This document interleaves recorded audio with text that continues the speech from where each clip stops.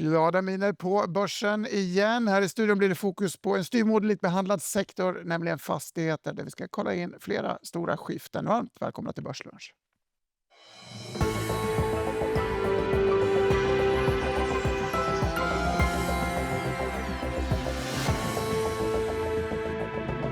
Måndag idag, Stockholmsbörsen är upp 0,6%. I Sydkorea tror jag det var all time high och i Wall Street var det glatt i fredags när vi firade 1 maj. Här ska vi prata om en dyster sektor däremot. Det gör vi tillsammans med Anders Elvinsson och Mikael Johansson. Poddare först och främst får vi säga, men också till vardags på värderaren Cushman & Wakefield samt expanderande Arctic Securities. Kul att ha er här. Ska börja med ett par rapporter, PPI och Stendörren. Tänkte vi börja med Stendörren. Ett hett segment för den som inte kan bolaget. Definitivt, det är ju stadsnära verksamhetsfastigheter kan man säga. Så det är allt från hantverkare till business to business retailaktörer som Ahlsell, Swedol och liknande som brukar använda den typen av lokaler. Så det är både stora fastighetsfonder, nordiska och utländska och även en del börsnoterade bolag som är inne i det här segmentet. Så med tanke på den höga avkastningen i segmentet runt 67% så får man ju en fin hävstång sett till de räntorna vi ser i marknaden idag då. Hur var rapporten då?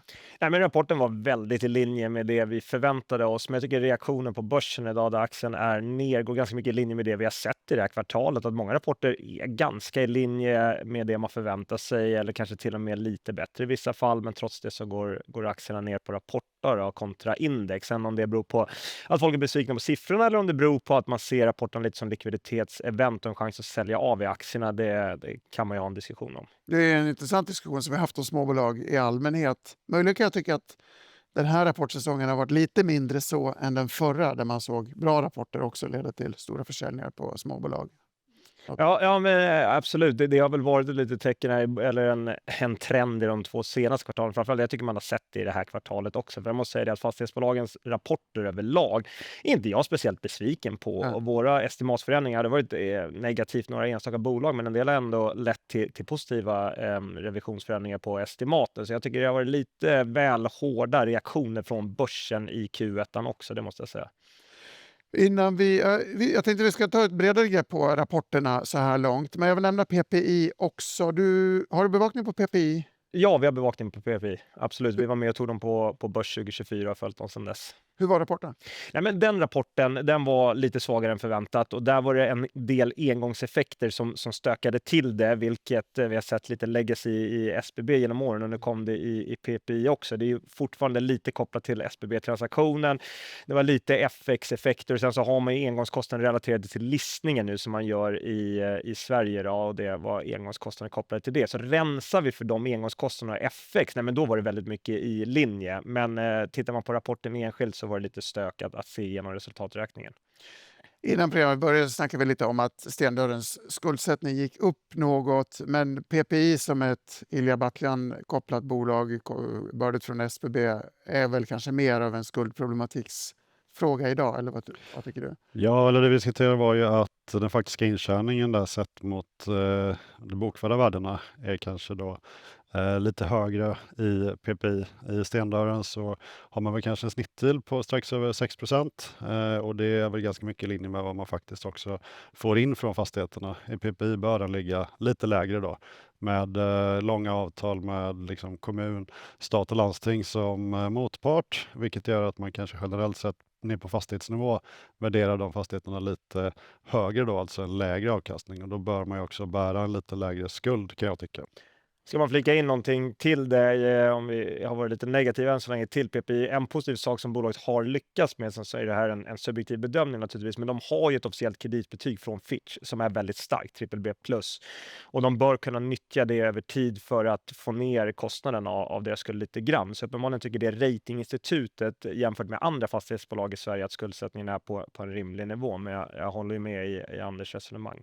Jag vet inte vad jag ska lägga ribban för tittarnas skull här, men det här är ju ett bolag som där Ilja dels är en central figur och det som är på väg till Stockholmsbörsen, eller är den på Stockholmsbörsen redan? 20 maj kommer vara första handelsdagen i PPI på Stockholmsbörsen. Så de har blivit godkända för listning. Är det bättre att vara ett norskt fastighetsbolag än ett svenskt idag? Värderingsmässigt, liksom, Nej. intressemässigt? Nej, det skulle jag väl egentligen inte säga. Vi har ju väldigt få listade norska aktörer där man alltid lyfter fram Entra. Då. Sen om det är bättre att vara på svenska eller norska börsen, jag har inte statistik på det historiskt, men jag skulle tippa i det här fallet att det är bättre att lista bolaget på Stockholmsbörsen just därför att du får fler relevanta aktörer som borde kunna titta på bolaget eller bli mer intresserade av att se på det. Så jag ser nog det som en positiv faktor faktiskt för PPI.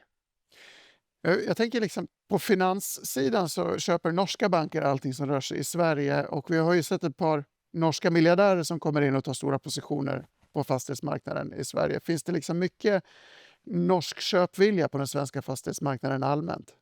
Ja, inte på direktmarknaden, alltså där de faktiskt går in och köper enskilda fastigheter eller portföljer, utan det är snarare i de börsnoterade bolagen eller i de större icke-noterade bolagen de har varit aktiva eller varit en av de som byggt upp bolagen. Vi har ju till exempel både Heimstaden och Norder och intåg i Fabege, vi har ägande i Pandox. Det finns ett par olika exempel. Har du någon nämnt, när vi ändå är i Norge, då har ni svarat i Norge, eller hur? Stämmer bra. Är Entra fortfarande en levande fråga? Ligger man vaken på natten och undrar vad Balder och Castellum ska göra? Ja, men det gör man. Vaken på natten vet jag väl inte, men det är en fråga som dyker upp i varje möte i Norge. Vad tänker de svenska ägarna göra med Entra? Och det är ett otroligt fint fastighetsbestånd i grund och botten där de svenska ägarna har ju ackumulerat upp tillsammans nästan 80% av bolaget. Så det är en brinnande fråga.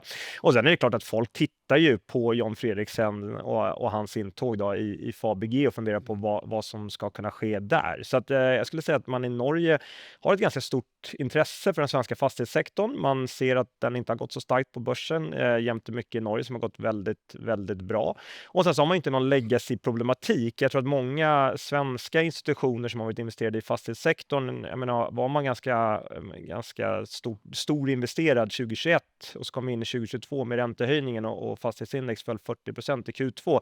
Det är klart att det där ligger i närminnet och kanske gör att man är lite restriktiv till att kliva in stort i sektorn igen. Den problematiken har vi inte i Norge, utan därför kan folk titta på sektorn utan den legacy-problematiken. Intressant. Sista Norge-fråga innan vi lämnar landet. Du nämnde John Fredriksen som vi känner till. Kjell Inge Röcke är väl lite mer av en nykomling på svensk finansmarknad, även om det har gått en tid sedan han kom in i SBB. Finns det någon liksom norsk historik, en uppfattning om honom som ägare och investerare som är värd att nämna?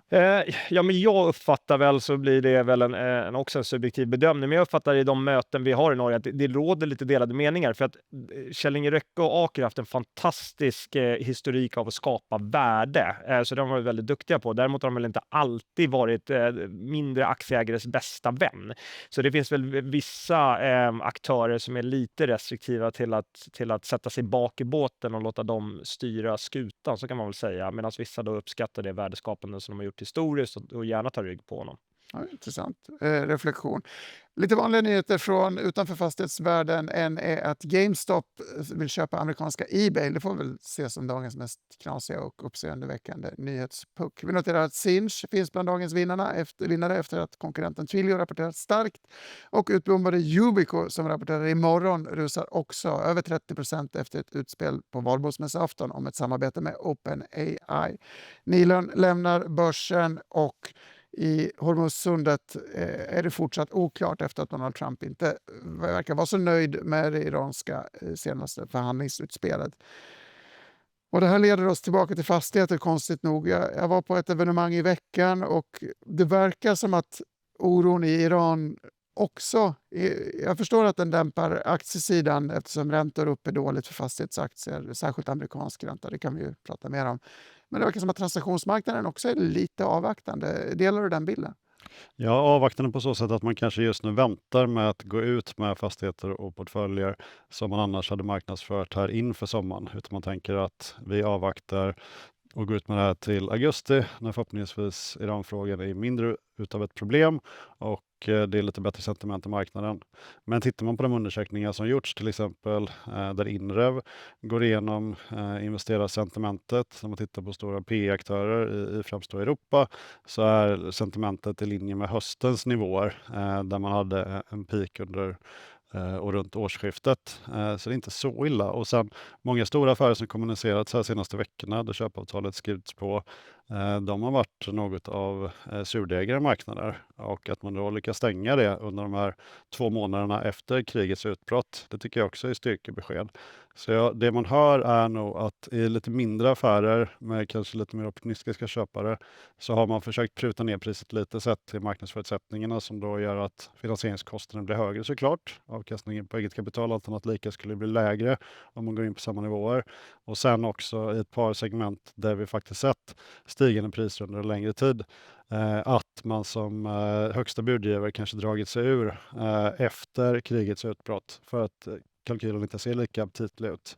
Men det är snarare nya toppnoteringar som uteblir skulle jag säga än att vi ser fallande priser. Någonstans, jag vill höra din reflektion här, Mikael, men någonstans undrar jag om man efter tillräckligt mycket geopolitiskt stök ger upp och tänker vi måste göra affärer ändå. Det kommer alltid vara någonting där ute som stör. Är det... Absolut. Sen får vi väl se med bränslekriser och annat hur det här kan påverka BNP-tillväxt och såklart en stigande inflation. Det är ju faktorer som påverkar hur man räknar upp hyror eller hur man har möjlighet att absorbera högre hyror som hyresgäst hos fastighetsägare framåt. Och det skulle även kunna leda till att vakansen inte kommer ner i till exempel kontorssektorn eller att de stiger i andra sektorer. Så det vill man också bli lite klokare kring och det tror jag är delvis därför också man kanske avvaktar med de här försäljningsprocesserna som man annars hade initierat här och nu. Jag vill höra lite mer om segment och vad som rör på sig. Men vill du flika in något på transaktionssnacket? Jag tycker det är intressant. Du är inne på det själv, det här med geopolitiska stöket, att man till slut tröttnar lite. Bara, men nu tar vi affärsbesluten och tittar framåt. Och det är så enkelt när man pratar om fastighetssektorn och säger så här, vad kan få en omprisning på börsen? Och alla pratar räntor. Det är klart att det är den enskilt enklaste faktorn att peka på. Men en annan sak som man skulle kunna prata om är att svenskt index när det gäller fastigheter är väldigt kontorstungt. Så jag tror att positiva budskap från de bolagen hade kunnat hjälpa till att lätta negativiteten i spacet och kanske även dra med sig bolag där i andra segment. Och jag inbillade mig att vi var lite i ett läge där folk började tröttna på det geopolitiska stöket och började ta lite beslut. Vi såg lite, även om det var väldigt små signaler på positivitet i Stockholms kontorsmarknad som kanske skulle kunna sprida sig lite grann. Men det känner jag väl har reverserat lite grann sen USA-Iran-utbrottet. Så det jag egentligen vill ha sagt är att jag kände att det var lite positivitet. Jag tyckte kontorsbolagen började gå åt rätt håll. Jag tyckte att vd-arna började prata lite mer positivt och skulle Castellum, Wihlborgs, Platzer, Atrium Ljungberg, Fabege, alla de här större kontorsaktörerna börja komma med positiv nettouthyrning, börja ha positiva budskap i rapporterna, då skulle det faktiskt kunna vara en faktor förbi räntor som skulle kunna hjälpa börsen att kanske se lite mer positivt på svenska fastighetsaktier. Kan man få dina, märker du något segment för segment när det gäller kontorsbiten så att säga? Ja, men tar man kontor så har ju fastigheter i centrala lägen, speciellt här i Stockholm inom det segmentet varit högst eftertraktade från både till exempel familjebolag och institutioner och då är det ju pensionsförsäkringsbolagen. Vi hade flera stora försäljningar under 2024 och även under 2025 och även nu under inledningen av 2026 har vi sett affärer i Stockholm innerstad som har sålts på riktigt starka nivåer. Men kommer man utanför innerstan då är antalet köpare som är intresserade och har möjlighet att köpa väldigt mycket färre och priserna är något helt annat. Dessutom har vi ganska få affärer som har skett. Ofta är det inte så mycket detaljer som delges marknaden kring de affärerna. Så det är en väldigt tydlig marknad just vad gäller kontor. Sen finns det bra många andra segment som har vaknat till liv och har gått starkt genom hela den här sättningen i marknaden kopplat till de högre räntorna. Då. Och det är? Det är till exempel nyproducerade hyresbostäder i Stockholm. Det är lager lättindustri som vi varit inne på tidigare. Det är där också de noterade bolagen som handlas till premie på börsen finns. Det är väl 3, 4, 5 stycken av runt 70 noterade bolag i Sverige. Och då har vi till exempel Emilshus och NP3 som båda fokuserar kanske främst då på lager- och lättindustrifastigheter och även SLP Catena som snarare kanske håller på med riktiga, lite större logistiklådor i större utsträckning då. Så som börsintresserad tittare så kan jag lite grann göra beslutet om jag vill köpa det som redan går bra och handlas till premie eller om vi vill köpa allting som är alldeles för billigt. Reflektera kring det. Ja, men det kan jag reflektera kring. Det är ju någonting som de professionella investerarna som bara tittar på fastigheter idag sitter och brottas med och funderar på. Om vi tittar de senaste åren så har man tenderat att gå på högavkastande. De bolagen som vi pratar om här som köper fastigheter med lite högre avkastning. Och det kommer nog vara rätt strategi på börsen om du tror att 10-åringen i Sverige ska ligga runt 2,80 till 3,10 däremellan. Nej, men då finns det nog mycket som talar för att man på börsen kommer att titta på kassaflödesavkastningen i portföljerna snarare än totalavkastningen, eller att man sätter likhetstecken mellan de två. Ska man tro mer på bolag som är i kontor, som har lite lägre yield i bra lägen, eller då bostäder på börsen, nej, men då måste du tro på att det är en skillnad mellan kassaflödesavkastningen och totalavkastningen. Alltså att även värdeförändringar i portföljen ska hjälpa till att bidra. Så jag skulle vilja säga så här, om man har en räntevy att 10-åringen ska ner under 2,50, nej, men då ska man nog börja snegla lite åt de bolag som har lite lägre yield i portföljen, för där kan du nog få ganska fin totalavkastning. Jag vill att du ger mig en bukett. Jag vill bara påpeka att vi visar den 10-åriga amerikanska obligationsräntan. Du pratar om den svenska, men trenden är väl densamma. Okej, vi nämnde Ebenshus, MP3, SLP och Catena när vi pratade om vinnarsegmentet. Ge mig någonting att titta på i det du nyss nämnde. Det är ju fantastiskt välskötta bolag, kan absolut fortsätta gå bra. Jag tycker ett bolag där som man har lite svårt att motivera den låga aktiekursen idag, det är Logistea, som är ett bolag som har levererat fina siffror och har potential att fortsätta växa. Jag tycker ledningen har gjort det de har sagt att de ska göra och växt intjäning per aktie fint. Så det tycker jag är ett case som vi på Arctic gillar och lyfter fram till våra kunder. Men om man vill ha något utbombat då? Om man vill titta på kontor eller något som inte är hett idag? Nej, men jag tror att det ligger lite i bolaget, det ligger lite emot dem i Svea Fastigheter att SBB äger så pass mycket. Även ihop dem med Aker så är det 70% av aktierna, men den aktien runt 34-35 kronor tror jag är på tok för billigt givet den intjäning per aktie som de kommer kunna leverera och att man är i då bostäder. Sen absolut, de har en hel del bostäder utspritt i landet. Det är inte så att vi tycker hela portföljen är fantastisk, men jag tror att generellt så är den för billig, och kan de fortsätta göra sådana affärer som de nu gjorde med AC Bostad för någon vecka sedan, att sälja av projekt i Stockholmsområdet, ta pengarna, kapitalallokera rätt genom att köpa tillbaka aktier, så borde man kunna driva aktieägarvärde ganska högt över nuvarande aktiekurs. Så vi gillar det trots att det är utbombat. Har du någon spaning för den som vill titta på ett kontorscase då, eller eftersom det är så billigt?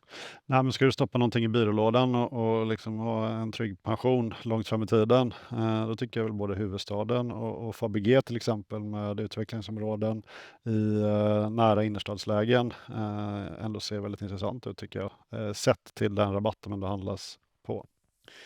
Jag vill tipsa tittarna om att det finns en trevlig artikel på efn.se som handlar om att SBB numera följs av enbart en analytiker, och han sitter här.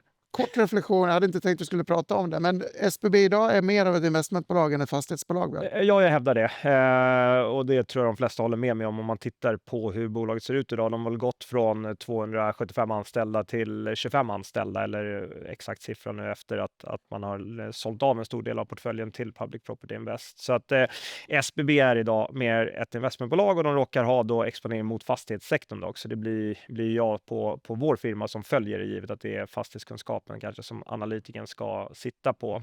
Men SBB är ju ett bolag som jag kan säga så här, under de senaste åren så har jag väldigt mycket mer möten på kreditsidan kring SBB än vad jag har på aktiesidan. Det är där intresset hos institutioner ligger. En intressant sak är ju att SBB då, som fokuserar på samhällsfastigheter i stor utsträckning, handlas till en kraftig rabatt. Och så har vi en TEA, som vi inte nämnde tidigare, som handlas till en ganska kraftig premie som också fokuserar på samhällsfastigheter, men de med fokus på rättsvårdande myndigheter. Så det är egentligen polishus, häkten, domstolsbyggnader, även i viss mån anstalter. Och det är ju ett segment som är väldigt hett just nu. Vill man lära sig mer om fängelseoperatörer rekommenderar jag senaste avsnittet utav Fastighets- och finanspodcast med nämnda gentlemän. Nu börjar det bli tajt om tid, så nu kör vi en express-genomgång. Nästa bild handlar om två gubbs som vi har skrivit en del om på EFN i dagarna. Sven-Olof Johansson i mitten på bilden, hans son längst till vänster, och Erik Selin, båda giganterna kliver ner som blivande pensionärer i någon utsträckning. En meningsreflektion. Fantastiskt imponerande vad båda två har åstadkommit. Jag tror att de flesta superlativ som kan sägas om dem har sagts. Så all respekt för båda två, men jag tror också att båda två kommer vara högst involverade i både Balder och Fastpartner framöver. Nej, jag tror också det. Som Rolf Johansson sa väl att han från tid till annan eventuellt skulle kunna trycka in ett litet ordförandeord istället för vd-ord i rapporten i tider av osäkerhet i marknaden. Han skriver ganska bra vd-ord tycker jag. Verkligen. Vi tog fram kurskraft däremot. Det kanske inte är de här bolagens fel att det går dåligt. Kommer vi någonsin tillbaka till där vi var en gång i tiden för de här bolagen och för sektorn? Ja, man är alltid så snabb att säga att vi aldrig kommer komma tillbaka. Det kanske vi gör någon gång om man tar tillräckligt lång horisont, men det är en rejäl uppförsbacke innan vi är där igen, givet att det där var nollränteläge mot vad vi har att jobba med nu. Samma fråga. Absolut, är man en långsiktig investerare så går det här i cykler och förr eller senare kommer man kunna ta sig ur en investering som kanske ser lite tråkig ut just nu då, på bra nivåer. Innan vi tar oss ur den här sändningen så har vi en sista bild som visar på rejäla rapportreaktioner. Vi inledde samtalet med att snacka om ett par rapporter. Här tog jag några avvikelser mot index som jag har fått snott ur ett av dina nyhetsbrev. Rätt stora reaktioner ändå. Jag tycker fastighetsrapporter inte borde vara något särskilt att läsa. Jag brukade skoja om att jag blev fastighetsanalytiker för att det är en stabil sektor på börsen som liksom trendar uppåt. Så har det verkligen inte varit de senaste 6-7 åren. Men om du ser på bolagen till vänster där med JM, John Mattsson, Neobo och så vidare. Det är ju bolag med exponering mot bostadssektorn. Och där har vi ändå sett att bolagen har gjort ganska starka rapporter. Då kan ju någon säga direkt, ja men Bonava är också bostäder. Ja men det är mycket bostäder i Tyskland som de har snarare än i Sverige. Då. Så att det kan förklara lite av skillnaden att bostäder faktiskt har varit ganska starkt i första kvartalet. Lite drivet av de bolånereglers förändringar som inträdde 1 april. Och bottenpressade antar jag. Extremt bottenpressade, så man kommer från väldigt låga nivåer. Det ska vi ha med oss. Vill du reflektera över detta? Nej, jag instämmer helt. Sen kan man väl tycka att hyresfastigheter då vad gäller bostäder på mindre orter och en bostadsutvecklare som kanske fokuserar på storstäderna är vitt skilda segment. Men de går båda två bra just nu. Avslutande rapportreflektion då, mer. Vi har pratat rapporter en hel del. Hur mår bolagen? Vi vet att kurserna inte mår bra. Vi vet att tilltron på aktiesidan fortfarande är dämpad. Ja, men det är det som är så fascinerande, och jag som sitter och tittar lite på olika delar av kapitalstrukturen, och så har jag pratat med Anders om direktmarknad också, att direktmarknaden var ju ändå relativt stark innan vi kom in i då den här senaste veckorna. Kreditmarknaden är superstark. Bankerna kastar pengar efter bolagen, eller i alla fall bolagens egna ord. Obligationsmarknaden fortsatt väldigt stark, och så är det aktiemarknaden som laggar, som i alla fall är surare. Så summering där från min sida är väl egentligen att fastighetsbolagen idag är inte alls lika stressade eller pressade som det vi såg 2023-2024. Det går inte ens att jämföra, och ändå så handlar vi bolagen idag på ganska pressade nivåer. Så att jag tror att det här är lite wait and see game innan vi ska få en omprisning på börsen. Sen exakt vad som ska trigga den, ja det återstår att se. Men eller en annan syn på fastighetsvärdering. Det kan ju vara så att det här gänget har fel. Det tror jag inte alls. Däremot har vi pratat om i flera år om utköp från börsen och vi har knappt sett någonting. Och nu med ytterligare fallande börskurser och högre rabatter så borde det kanske komma. Och då blir det ju de här norrmännen som vi pratade om i början av inspelningen som skulle kunna vara de som faktiskt öppnar plånboken, tänker jag, med en öppen finansieringsmarknad. Ja, för där måste jag flika in snabbt att det är det vi ser. Nu har bolagen handlat på stor rabatt sedan hösten 24.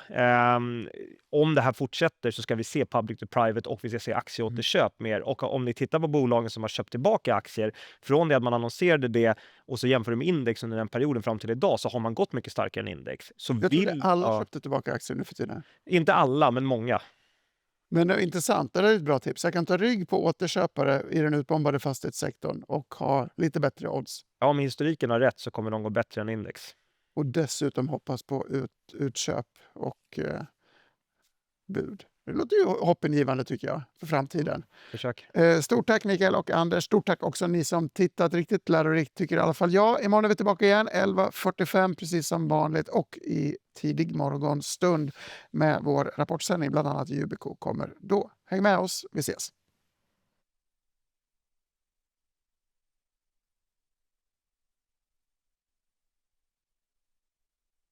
Det här var en produktion från EFN.